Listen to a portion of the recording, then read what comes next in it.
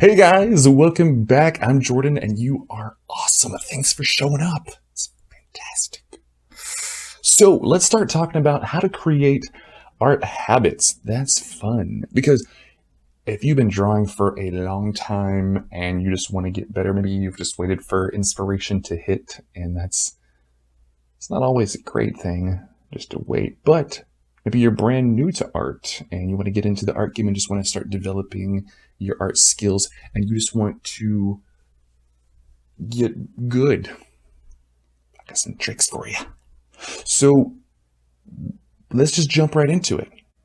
First thing I would recommend is to create a creative space. Probably the most important thing, making a space that is specifically for creating. For example, for a long time, my creative space was the right side of my bedroom. So probably not the most productive thing, because whenever I would go in there to create, my mind would switch right over into let's get ready for bed mode, and that was not great. Alrighty. Okay.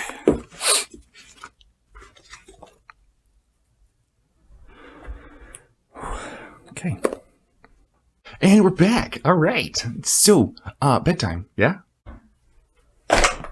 What's up? Hi, brain. So what you working on? Well, I was gonna start drawing. So going to bed now? No, brain. I'm trying to draw. I'm pretty sure we're going to bed.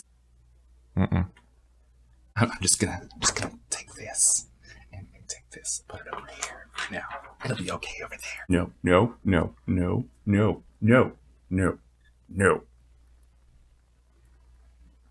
Are you sure though? Are you sure? 'Cause the bed's right there. Nope. You know that doesn't work.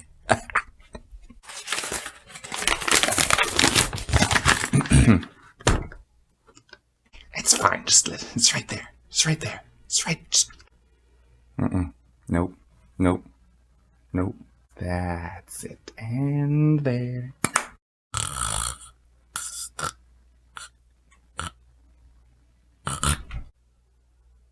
Yeah.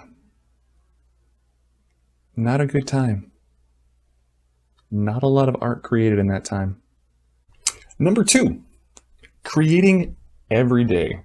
That is huge. So getting your brain to develop a new habit, just like going to get coffee, just like going to the gym, getting your brain to create a new thing that it adheres to every day, just so you don't fall out of step, because having that something's missing in the day if you don't go get that coffee, or something's missing in the day if you don't go to the gym, something's missing in the day if you don't doodle something. That's the idea. You want to get your brain to create that spot of the day where you go, I created something. Now the day is completed. There you go. That's the important part. So creating every day.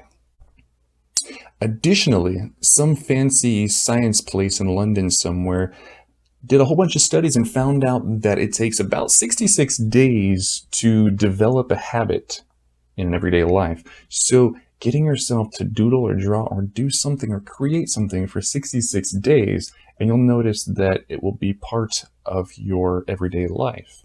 Very important. So you could aim for that 66. You could just aim for 30 to start, and you'll start to notice things will feel off unless you've done something creative that day. Also, too, is beneficial on top of that is setting minimum requirements for yourself. So you're not overloading yourself, having to spend so much time finishing an illustration, or maybe even having to complete something, or maybe it's just forget all that to start with. Set a minimum requirement for the day, set aside a time limit, 5 or 10 minutes. I'm going to draw something. I'm going to work on my calligraphy. I'm going to paint some flesh tones or something for 10 minutes today. doing that each day will make it so much easier, because if you set aside time that you're going to finish an entire illustration in one day and then you don't, it can feel like a failure, which we do not want to do, because we're not failing. We're creating habits that make you better. So something simple, something small, just so you can make sure you get it done each day. Something as simple as, I'm going to have some coffee today. That's pretty simple. Coffee's easy though. So also too, try creating at different times of the day. I am not a morning person at all. So trying to create right at the morning would be a very bad idea. That's not beneficial at all. So I don't do it. Conversely too, if you are a morning person, you probably don't want to wait until bedtime to try to create, and then your brain's all turned to mush and ready for bed, like what happened earlier, and it doesn't work out. So try illustrating or painting or creating different times throughout the day and finding out what works best for you and what times are the most creative, the most productive for you. And that could be any time of the day, anywhere, really. Just finding that creative space and being in that creative space during that time of the day. The next thing that is super helpful is to have no excuses when it comes to creating. What I would call number 3 is just bring a sketchbook. I have my little sketchbook here. It's a cheap little $4 sketchbook I got from Walmart. It's got a little mechanical pencil. This clips, just put in it, just go, look at that. Fancy. Well, super simple, right? And that way you have no excuses. No excuses for not creating. Just carry it everywhere you go. Sometimes I leave mine at work just so I can have one there in case it's really slow. But just having it ready in case inspiration does happen to hit. Wherever you are, you can have it ready to go. And it's not about finishing. It's about quantity over quality. Just getting in, filling in a page even, just getting something in there that says, I created something on a page, on a canvas, on a camera, on a potter's wheel, or what have you. Just to say that you've gotten it done, and you'll notice an improvement too. It's about process over perfection, learning technique over completed product. Maybe I want to just learn composition, so I might mess with this a little bit instead of having a perfect photograph. Maybe I want to just work on the etching or the cross-hatching instead of having a finished illustration. Maybe I just want to work on some sky tones or some flesh tones, or maybe I want to paint a different color that I haven't been really comfortable with instead of painting an entire mosaic or something crazy. I don't know. But point is, having that, just anything, something that you feel comfortable with doing, saying that you've done it instead of having to wait, instead of having to set a standard of saying, hey, my illustration or painting or photo or whatever wasn't done, so I didn't get it. I didn't meet my goal today. Number 4, what I think is super helpful, and I did this when I first started drawing as well, was just to copy other people's stuff. I was doodling from a coloring book, and I was copying Bugs Bunny and a bunch of other stuff when I was little, and people thought it was the coolest thing until I told them I was tracing it, and they weren't so impressed anymore. But that's okay, because I don't do that anymore now. So. But doing that, moving up from that, copying is not a problem. Just even tracing over stuff. Copying other people's stuff is totally fine. It's great practice too, especially because, I mean, this painting I have in the back right here is a copy of a master painting that I did while I was in school. That was one of the things they taught us in school, was to copy a master painting to learn technique, style, color theory. So nothing's wrong with that. Just don't pass it off like it's yours, because we're copying, not plagiarizing. That's different. That's bad. We don't do that. Okay. But there are times too where you may get tired. I don't like painting landscapes. Maybe I don't want to draw leaves anymore or something. Just go back and stop and do something you want to do for a little bit until you're happy with that. And then try practicing some other stuff. Go back to those landscapes, or go back to those facial features that you hate drawing so much for practice. Get on that. Number 5 would be a big deal, because I know a lot of times it's really hard to find inspiration. You know, you just go there to the pen to the paper and nothing happens. You're just like, I don't know what to, nothing's coming out of my brain. Inspiration is huge. You'll notice I've got a lot of my art supplies over here, a lot of my other paintings and drawings that I'm proud of are hanging on the wall here in my art space, just to get my mind in that creative mindset, but just to kind of push me into creating something that I enjoy.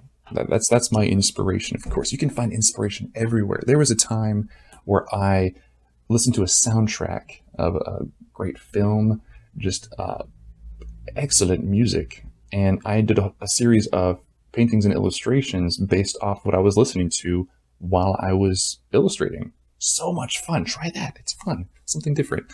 And along with that, you've got an unlimited supply of inspiration from things like Instagram. I mean, just go into Pinterest even and type in art, and everything. It's lots of stuff, so much, everything from everything, inspiration everywhere. I mean, of course, you've got museums and galleries, all kinds of stuff. You go outside and there's all kinds of inspiration you can find right there. It's anything. So stocking your creative space with inspiration. Throw some posters up there, throw some of your little favorite quotes from your favorite artists or authors or whatever it is, and that definitely helps the inspiration process, get that creative juices kind of going. And yeah, that's huge. Inspiration, super big deal. Try it out. All right. Also, too, I would add to that mistakes are good. Well, I know Bob Ross would say that there's no such thing as mistakes, just happy accidents, which in a sense is true. Mistakes or happy accidents are fantastic. They help you learn a lot. They help you realize how to get better by not doing that thing again, or better yet, finding that happy accident and turning it into part of the art. There are so many things that have come up by mistake or accidental and turn out really well in an illustration. They look great. They just happen to fit right there. And maybe you didn't plan it. Who knows? Stuff like that. Mess up more and you will learn from it. That's a fact. That's why practice makes perfect. Process over perfection. There are no mistakes, just happy accidents. Draw whatever. It's not going to look perfect every time. Don't expect it to. That's unrealistic. Just create, and it will get good. There's some grammar for you there. So yeah, that's what I've got for you as far as creative tips to develop an art habit. And yeah, super helpful. I found these super helpful, of course, and I love creating.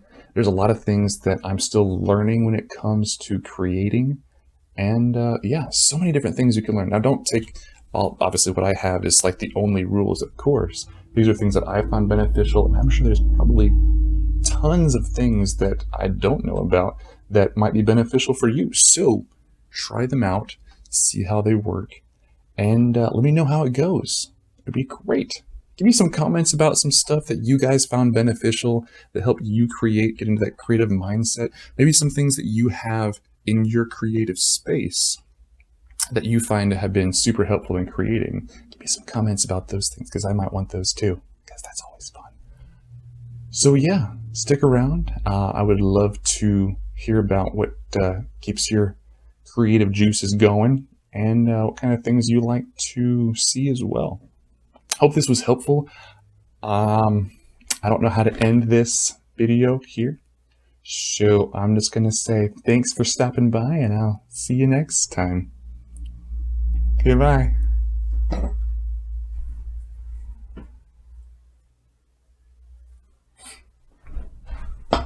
Okay, that was awkward. I'm going to try that again. Bye, guys. We'll see you next time, and stay creative.